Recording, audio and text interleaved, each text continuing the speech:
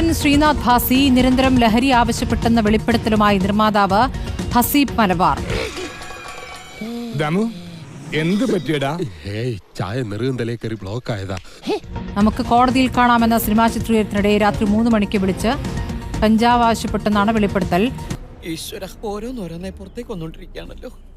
നടൻ സ്ഥിരമായി വരാത്തതിനാൽ ചിത്രീകരണവും ഡബ്ബിംഗും നീണ്ടുപോയെന്നും ഹസീബ് ഫേസ്ബുക്ക് പോസ്റ്റിൽ പറയുന്നു.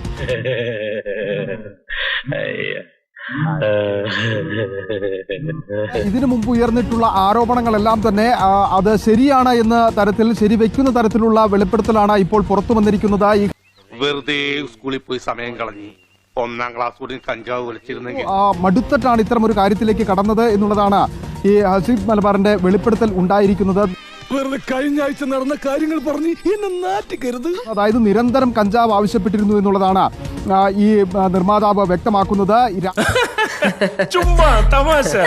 രാവിലെ പുലർച്ചെ അതിരാവിലെയൊക്കെ കഞ്ചാവ് ആവശ്യപ്പെട്ടുകൊണ്ട് ഫോൺ വിളിക്കുന്ന സാഹചര്യം ഉണ്ടായിരുന്നു.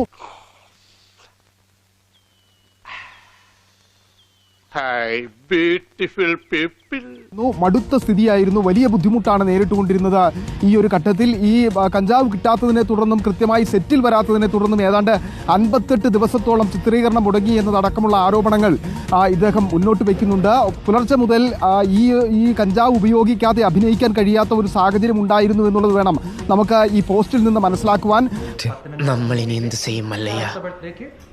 വലിയ ബുദ്ധിമുട്ടാണ് നേരിട്ടുകൊണ്ടിരുന്നത്. അത് പറഞ്ഞറിയിക്കുവാൻ കഴിയില്ല. സിനിമ തീർത്തത് തന്നെ വലിയ ബുദ്ധിമുട്ടോട് കൂടിയാണ്.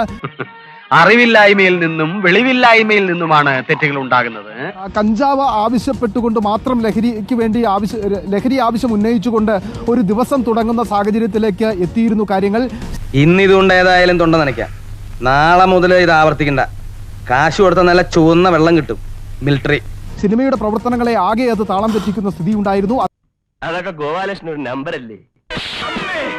ഇത് എന്റെ ഒരു നമ്പറാ. കളിക്കുന്നത് അതിൽ വേണ്ട തെണ്ടി.